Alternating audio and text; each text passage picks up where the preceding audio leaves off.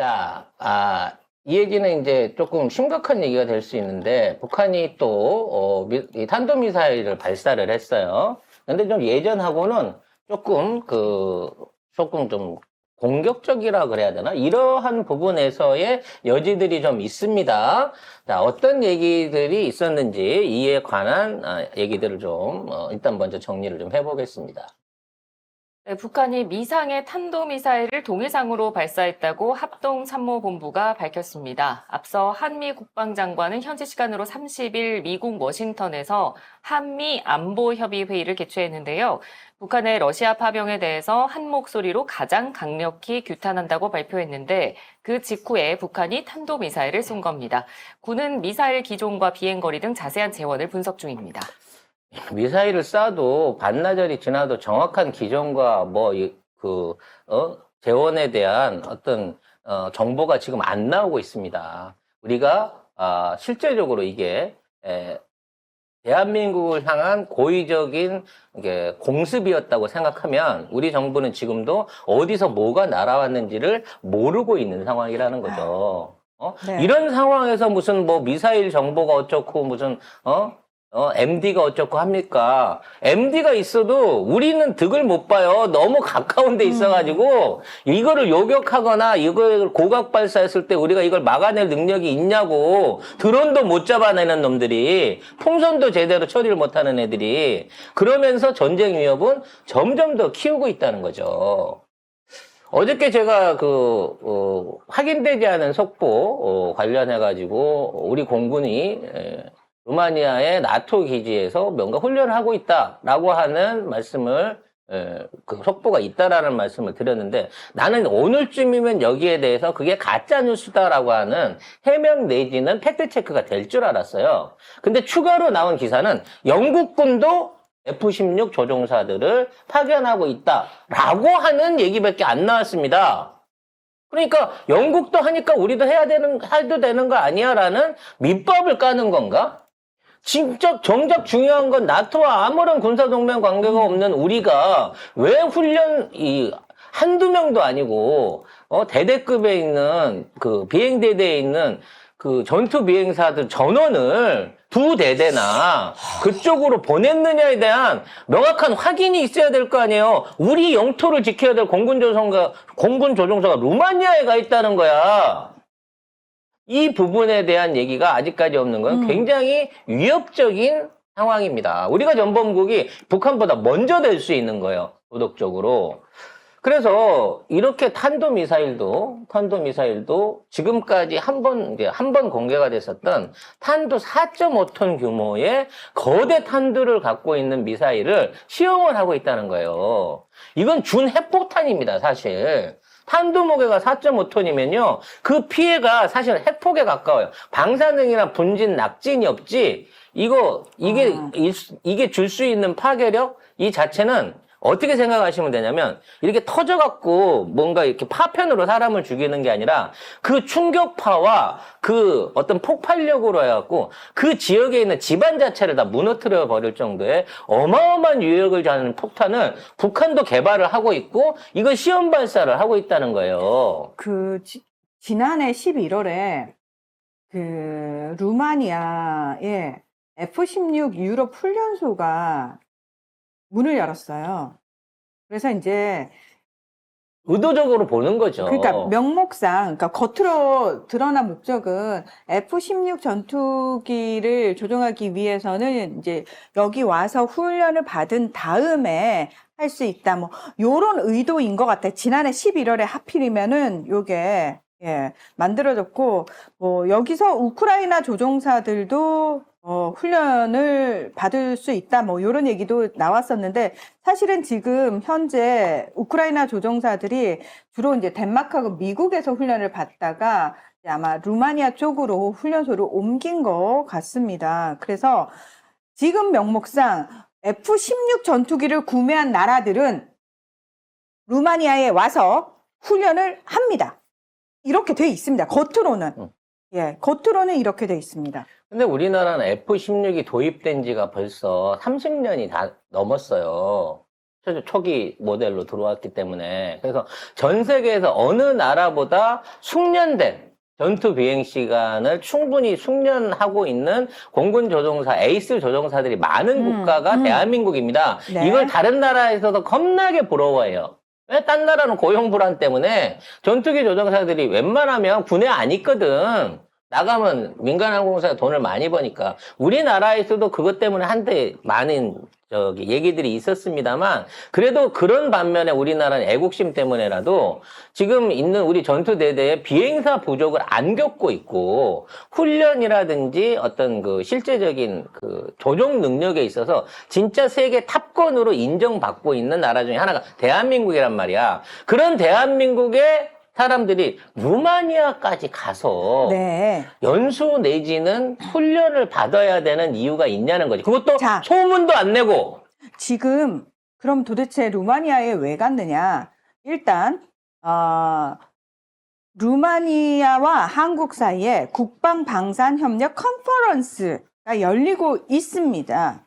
예. 근데 방산협력 컨퍼런스에 실제 조종사들이 왜 가냐고. 왜냐하면 여기서 지금 외부적으로는 루마니아가 이제 F-16이 워낙 노후돼서 우리 그 전투기 대체할 수 있는 전투기를 구매할 거야라는 얘기를 했어요. 그러니까 우리 카이가 우리 FA-50을 판매하기 위해서 이제 가서 우리 거 좋다. 이거 봐라. 이런 식의 시연을 하고, 이 마케팅을 하고 있다라는 거죠. F-16 조종사를 그렇다고 16명을 보내?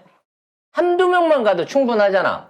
실전 전투 경험, 뭐 비행하는 거 보여줄 것도 아니고, 실제 전투 경험이 있는 비행사를 불러서 얘기를 하려고 하면, 한두 명 보내도 충분하잖아. 16명이 갔는데, 전투 비행대대 두 대대가 다 갔어요. 그 얘기는 뭐냐면, 조종사만 간 게 아니라, 정비사, 관제사, 그 이외의 기타 보조 요원들까지 다 거길 갔다고. 네. 그러면서, 그 얘기를 하는 거예요. 아니, 루마니아만 FA-50에 관심을 보이는 게 아니고, 폴란드를 비롯해가지고 그 유럽 국가들이 유독 우리 FA-50에 관심이 많네. 그래서 우리가 대대적으로 여기서 부스 아예 설치해가지고 와서 봐라. FA-50 이거 되게 괜찮다. 우리가 다 실제로 이거 모으는 조종사들까지 다 데리고 왔다. 이렇게 얘기하고 있다는 대한민국에서도 거예요. 방산 전시회를 하지만 실제 군인들이 나와갖고 시연하는 경우가 어딨어요. 회사 관계자들이 하는 거지. 이거는 훈련을 하러 갔거나 훈련을 시켜주러 간 거예요, 현지에. 사실상의 파병이고, 사실상의 전쟁 개입 행위입니다, 이거는. 이거를 국회 동의도 받지 않고 누가 보냈는지, 어떤 경로로 보냈는지 확인해야 됩니다, 국방위에서. 김병주 최고위원님, 이거 확인해 주세요, 빨리.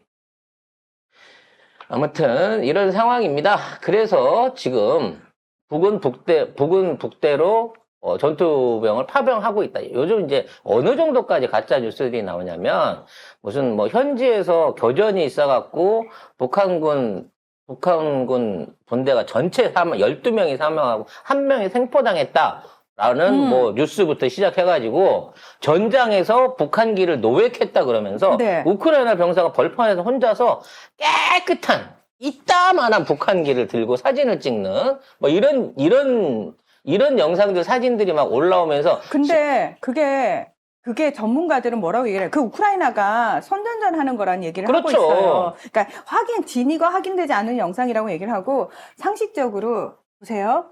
북한군이 설사 전투대원으로 참여를 했어. 북한기를 가지고 들어가겠어요? 북한군 김일성 쓰인 옷을 입고 들어가겠냐고요. 러시아 군복을 입고 러시아 장비를 쓰고 철저하게 러시아인인 것처럼 러시아 군인 것처럼 들어가지 누가 북한군이야! 이러고 들어가요. 그래서 북한군 병사를 찍었다는 증거사진이 나왔는데 일단은 장비가 코스프레 장비예요. 그러니까 실제 전투에는 사용하지 않는 총에 씌워지는 뭐 그 덮개 이런 것들이 실전에서 쓰지 않는 그 멋부리기 위해서 하는 그 옵션으로 붙이는 것들 있잖아요. 그런 걸 다 붙이고 있는 거야. 그리고 가장 결정적인 게 그거야. 군사 이름이 김일성이야. 그러니까요. 그러니까 어떤 미친놈이 북한에서 김일성이라는 이름을 김일성 써요. 수석 이름을 쓸 아무리 수가 없어. 가명이라도 거기다가 지가 붙이고 다니냐고. 총살감이지. 상식선으로 있을 수가 없는 거지. 아니, 김정은이란 이름도 쓸 수 없고, 김정일이란 이름도 쓸 수 없고, 김일성이란 이름도 쓸 수 없잖아. 실제로 호적에도 그 이름을 못 쓰게 한다니까요. 우리나라는 이재명 쓸 수 있고 노무현 쓸 수 있고 문재인 쓸 수 있고 박정희는 쓸지 안 쓸지 모르겠지만 어떤 이름이라도 대통령 이름에서 못 쓰게 하진 않잖아. 그쵸. 근데 옛날 조선시대에는 그래서 임금의 이름이 한자였던 이유가 그 한자는 못 쓰는 거잖아요. 그 임금의 한자는. 그래서 이제 두 자로 하면은 못 쓰는 글자가 두 개나 되니까 그냥 하나로 해서 이름이 한자다라는 얘기가 있는데 북한은 김씨 왕조 체제잖아요. 그래서 그 이름을 쓸 수가 없어요. 그래서 이런 우회 제재, 우회 지원, 뭐 살상무기 우회 지원 그리고 지금 일어나고 있는 북한군이 파병돼서 실제 전투에 투입돼갖고 사망까지 했다. 뭐 이런 얘기들을 흘리면서 고문단이라는 이름으로 현지의 정보 획득 내지는 뭐 이런 걸 감시를 하기 위해서 군대를 보내야 된다라는 식으로 논리를 만들고 있어요. 근데 어떠한 비전투 병력 한 명을 보내더라도요. 해외로 파병 군대를 내보내는 데 있어서만큼은 국회 동의를 반드시 얻어야 됩니다. 헌법상으로. 이 부분을 어기고 기어이 파병을 강행하게 된다 그러면 진짜 대한민국이 전쟁권 국가라는 오해를 벗을 수가 없게 될 거예요. 딴 걸 떠나가지고 그 명분이 없다니까요. 가는 것 자체가 명분이 북한군의 전황을 분석하고 모니터할 의무가 있대. 아니요. 왜요? 아직 도착도 안 했는데 뭘 분석을 하고 모니터를 하냐고. 아니 그거는 전쟁 당사국인 우크라이나가 할 일이지 해도 그걸 왜 한국과 우크라이나가 걔들이- 뭔 관계인데? 심지어 이찍들이 그런 댓글을 쓴대요. 6.25 때 우크라이나의 은혜를 갚을 기회가 왔다고. 우크라이나 소련이었어요. 그러니까 이 새끼들은 소련이 아니고 우리 우방국 중에 하나로 생각하는 거야, 이찍들은. 이런 아이고. 정신 나간 사람들이 있으면서 이걸로 해갖고 또 편가르기를 하는 거예요. 그럼 북한은 파병을 했는데 북한이 전쟁을 하는데 우리는 가만히 있으란 말이냐? 그냥 가만히 있어. 우크라이나 가서 뭔 짓을 하든지 말든지. 아니 그러니까 북한하고 러시아는 제가 오죽하면은 방송에 나가서 그 얘기를 해요. 여러분, 한국과 미국이 동맹이잖아요. 그것처럼 북한과 러시아도 동맹이에요. 그래서 서로 상호 조약에 의해서 군사적 지원을 할 수 있어요. 그러니까 북러 조약, 한미 동맹, 북러 동맹이 같은 거니까 북한 군이 러시아 영토에 들어간 것 자체가 문제가 되거나 하지 않습니다라고 제가 설명을 계속하고 다니거든요. 법적으로 아무 문제가 없습니다. 라고 얘기를 제가 하고 다니거든요. 북한군 그러니까 오지랖을 떨고 싶은 마음이라고 치면 그냥 규탄 성명이나 내고 러시아한테 외교적으로 경고나 하고 하면 모르겠지만 우리 군사를 보내고 또는 살상무기 포탄 같은 것들을 파는 것도 아니고 무상으로 제공하는 이런 짓거리들을 하게 되면 러시아가 우리를 가만두고 보겠냐고, 좋은 방향으로 하겠냐고. 러시아 안 무서워? 아니 우리나라 사람들 너무 자신감 있어. 세계 4대 강국 알기를 다 지 밑으로 다 알아. 양키놈 외놈 로스케놈 떼국놈 이런 식으로 전 세계 그 4대 강국을 다 이렇게 발밑 아래 놓고 보는 이런 기상은 대한민국 사람밖에 없다고 하지만 아니에요. 무식하면 용감하다고 했어요. 근데 용감은 좋은 소리니까 무식하면 객기를 부려요. 이찍들만 그런 객기를 부리지 일찍 하신 분들 중에서 우리도 파병하자라는 미친 소리를 하는 사람은 없어요. 만약에 그런 소리 하는 사람이 있다, 그 사람은 일찍 옷을 입고 있는 이찍이에요. 그럼 우크라이나의 은혜를 갚고 싶은 이찍인 모양인데 중요한 건 뭐냐? 우크라이나의 원수를 갚아야 되는 거 아니에요? 그러니까 원수를 갚아야 되는 건데 오히려 북한군 파병하는데 도시락이라도 싸줘야 되는 거 아니야? 제대로 하려고 하면? 근데 이거를 이런 식으로 분열을 해갖고 편가르기를 하는데 이용을 하고 있다는 거야. 아니 그럼 70대 할아버지 당신이 가시든가요. 군복도 다 준비돼 계신 분들인데 그러니까 있더라? 어떻게 사제로 다 사입었나 봐. 화재로 다 그 해병대복으로 사입으셨으니까 해병대 병가로 다시 가세요 우크라이나에. 그러면 굳이 모병하려고 힘들게 찾아다닐 필요 없이 아니, 그냥 저기 광화문에 모여 계신 태극기 들고 계신 할배들 그냥 그대로 한 부대 딱 그대로 떠갖고 가면 되지. 거기에서 자 일당 5만 원씩 드려요 라고 해갖고 우크라이나 파병 가신 분들하고 그 중에서 모으세요. 지금 탈북자들 중에 지원자가 넘쳐난다며. 그럼 걔들 우선적으로 모아봐요. 진짜 모이는지 보게. 정말 이런 말도 안 되는 국련 분호를 시도하고 있고요. 국방장관이란 놈은 참관단을 보내는 것은 군의 당연한 임무다라고 공식적으로 얘기를 하고 있습니다. 저기요 국제법상 이게 국제법에 이게 법 위반이거든요. 너님은 우크라이나 전쟁에 대해서 개입할 권리가 없어요. 네가 뭔데요? 네가 뭐냐고요? 아이고 답답해라. 그래서 북한이 이번 탄도미사일을 일단 4.5톤짜리를 쏘고 시험했다는 얘기는 탄도 중량을 줄이면 얘가 4배 반을 더 날아간다는 거예요.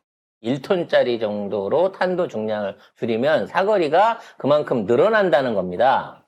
그래서 일단은 중량이 큰 탄도미사일 실험은 사실은 장거리 탄도미사일을 우회적으로 시험하는 거라고 볼 수 있는 거고, 이와 맞춰서 지난 13일에 핵탄도 생산에 사용되는 고농축 우라늄, 그러니까 우라늄을 농축해가지고 폭발력을 높일 수 있는 고농축 우라늄 제조 시설을 또한 공개를 했다는 거예요.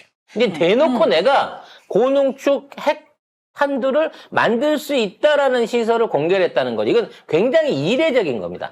그전에 어디 있는지 어떻게든 감추거나 없다고 부정하거나 그랬는데 까놓고 13일 날 이거를 제조 시설을 꺼내놨다라는 얘기는 전 세계에 공개하는 거예요. 그냥 핵 보유국이다라고 하는 얘기를. 그러면서 탄도미사일도 이렇게 우린 멀쩡하게 잘 쏘고 있다라는 걸 보여주고 있는 겁니다. 이 얘기는 지금 미 대선을 치르고 있는 미국과 민주당이나 트럼프에게 얘기를 선전포고를 하는 거예요. 이게 이제 많은 사람들이 아니 북한이 맨날 감추기 급급하더니 왜 자발적으로 드러내놨지라는 거에 대한 의미를 되게 궁금해하시던데, 첫 번째 일단 자꾸 북한을 젤렌스키가 그랬거든요. 야, 북한 니들 군인 파병하는 거 가난해가지고 돈 벌라고, 돈 때문에 니들 사람들 죽이는 거잖아, 전쟁으로 내모는 거잖아 라고 얘기를 하니까, 그러면서 북한은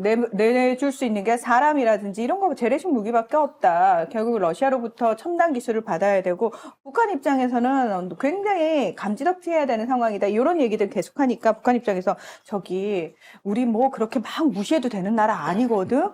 우리 이거 있어. 라고 보여주는, 그러니까 실제로 북한의 힘이 어느 정도인지 니들이 늘 우리가 숨기니까 니들 맘대로 떠들어 제꼈는데 우리 사실은 이 정도야 라는 걸 보여준과 동시에 또 하나가 있어요.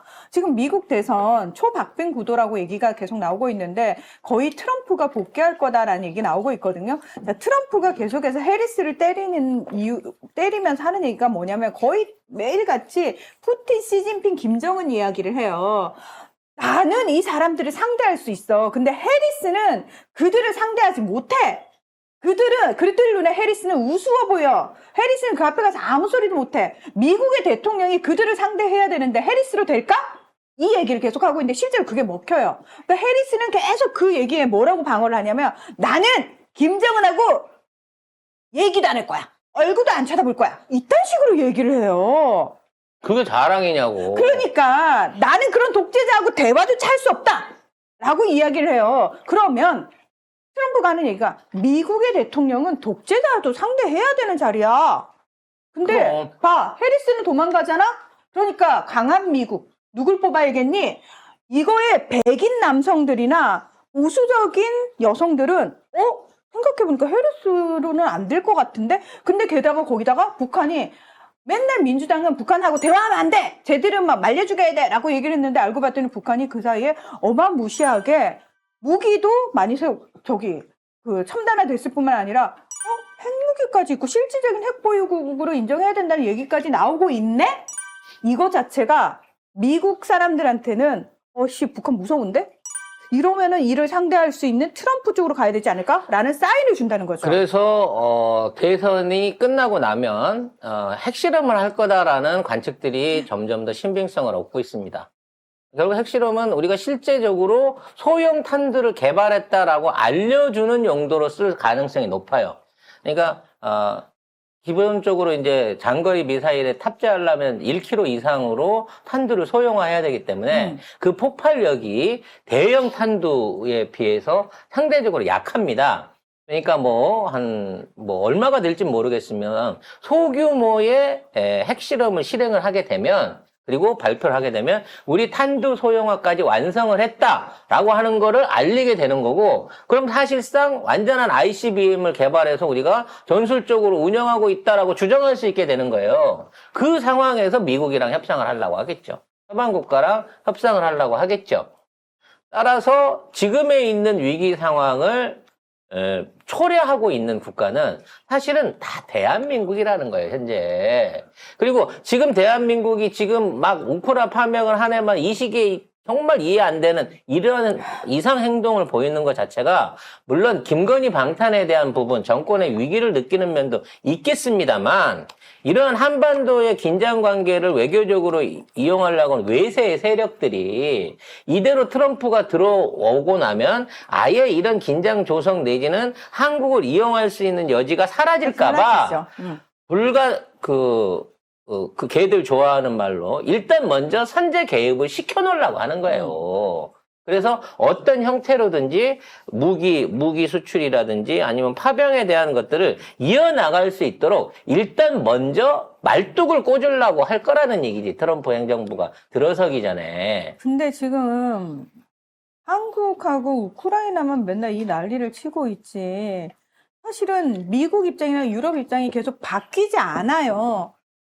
만약 사실이라면 우려스럽다. 그렇죠. 만약 사실이라면 우려스럽다. 그리고 바이든 대통령도 분명히 얘기를 했어요. 저기 우크라이나 정부가 북한군이 전선에 투입됐다는 얘기가 있다고 얘기를 했습니다. 그랬더니 우리는 그것과 관련해서 확인해 줄 수 있는 게 아무것도 없다가 미국 공식 입장이라니까요. 그래서 북한의 입장에서도 지금 남북 관계가 이렇게 개판인데 전투 병력을 빼기는 힘들어요.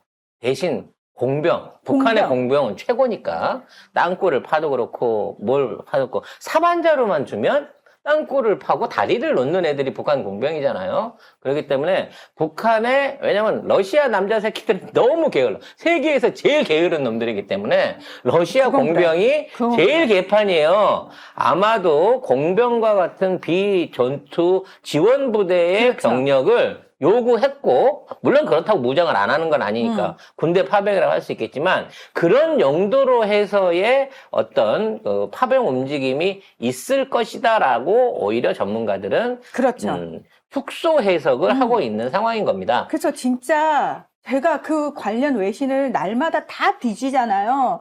근데 전문가들이 공통적으로 하는 얘기가 지금 송 작가님 한 얘기 딱 그대로예요. 지금 현재 러시아 영토 내에 북한군 들어와 있는 거 맞다. 그렇지만 중요한 거는 건설 부대라든지 지금 공병이 지원 형태로 후방 지원의 형태로 있는 거지 전투 대원으로 참여했다라는 주장은 확인된 바가 없다. 신중하게 접근해야 한다라고 선을 긋고 있다는 거예요. 전문가들도.